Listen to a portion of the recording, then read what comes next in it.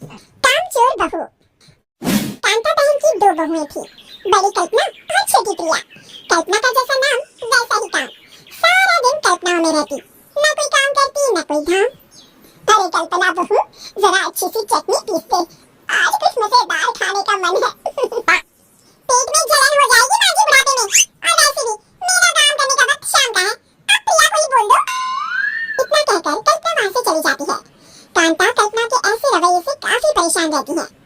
मैं बना देती हूँ माँ चटनी, ऐसा बोलकर प्रिया माँ को चटनी बनाकर प्लेट में खाने को देती है कि तभी वहाँ कल्पना आ जाती है।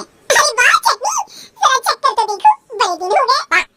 अरे नहीं बहू, तू तो रहने ही दे चटनी खाना, पेट में जलन हो जाएगी।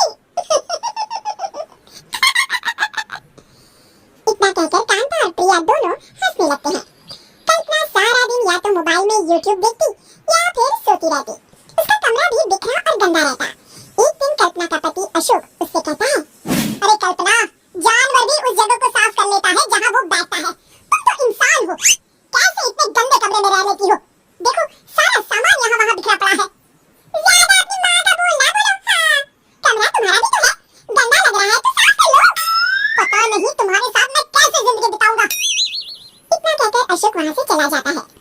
कल्पना बस खाना खाने कमरे से बाहर आती और फिर से कमरे में चली जाती।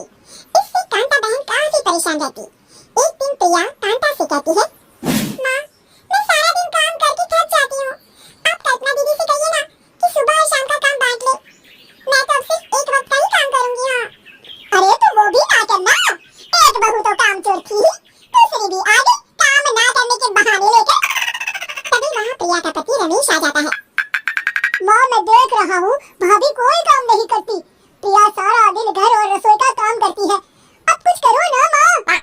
कांता मन में कुछ सोचती है और कल्पना के पास जाती है। कल्पना फोन पर मेकअप करना देख रही होती है। कल्पना, तुम सारा दिन बस मोबाइल देखती हो, घर का कोई काम भी कर लिया करो। प्रिया सारा दिन काम करके थक जाती है, आज से मैंने फैसला किया है, एक वक्त का काम तुम करोगी, सुबह का खाना तुम बनाओगी और रात का प्रिया।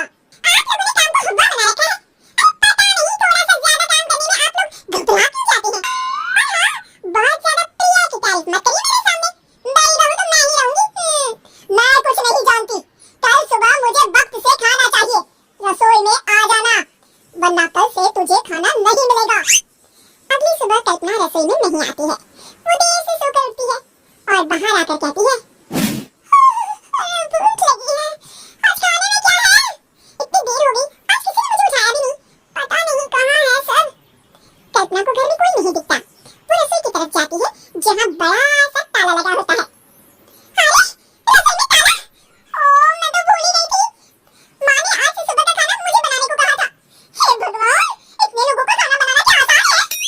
तभी घर के सारे सदस्य बाहर से वापस आते हैं।